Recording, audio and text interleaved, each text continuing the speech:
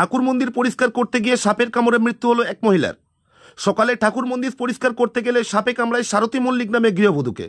তড়িঘড়ি তাকে পরিবারের লোকজন গোগরা গ্রামীণ হাসপাতালে নিয়ে আসে।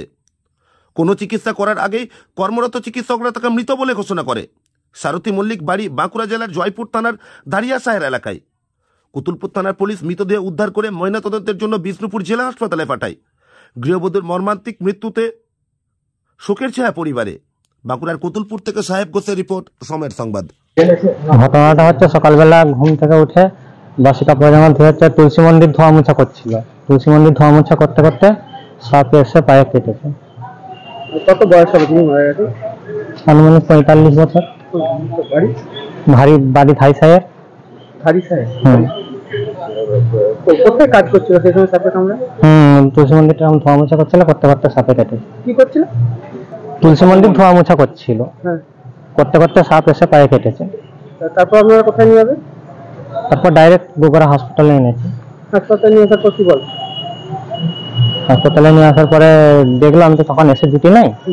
তারপরে হচ্ছে গাড়িতে এসেছিল, আমি বাড়িতে আসছিলাম। তারপরে যখন আমি এলাম তখন কাছে যারা ছিলেন জেঠিমা বৌদি বললো যে মৃত। সঙ্গে সঙ্গে কি হাসপাতাল নিয়ে আসা হয়েছিল? সাথে সাথে 5টা 10-15 কেটেছে, সাথে সাথেই গাড়ি দেখতে যতক্ষণ সময় লেগেছে, গাড়ি দেখে সাথে সাথেই নিয়ে আসা হয়েছে। কি সাপে কামড়েছে কিছু জানা গেছে? না, সাপটা কিছু বোঝা যায়নি। ঘরেতেই কাজ করছিল? আপনার একটা হন ছেলে।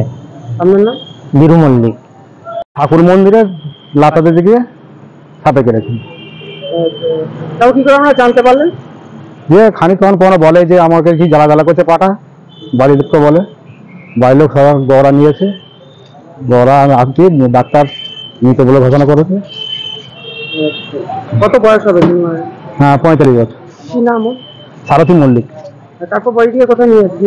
হ্যাঁ, এখন থানা নিয়ে এসেছি। থানা থেকে আমরা বিলেপুর নিয়ে আবার পোস্টমর্টম করতে। সাপে কাটার সঙ্গে সঙ্গে কি গোগরায় নিয়ে আসা হয়েছিল? হ্যাঁ। কি সাপে? না, জানা যায়নি। আপনি একটা হন?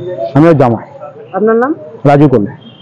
আপনার সন্তানের পড়াশোনা নিয়ে চিন্তিত? চিন্তা কি, আসুন আমাদের স্কুলে। বিজ্ঞানসম্মত উন্নত সিলেবাস, অভিজ্ঞ শিক্ষক শিক্ষিকা দ্বারা পড়াশোনা। 2024 শিক্ষাবর্ষে প্লে গ্রুপ 2+ হইতে 5ম শ্রেণী পর্যন্ত ভর্তি চলিতেছে। যোগাযোগ Sripur national primary institute, Kamarpukur, Dakbangla, Hooghly.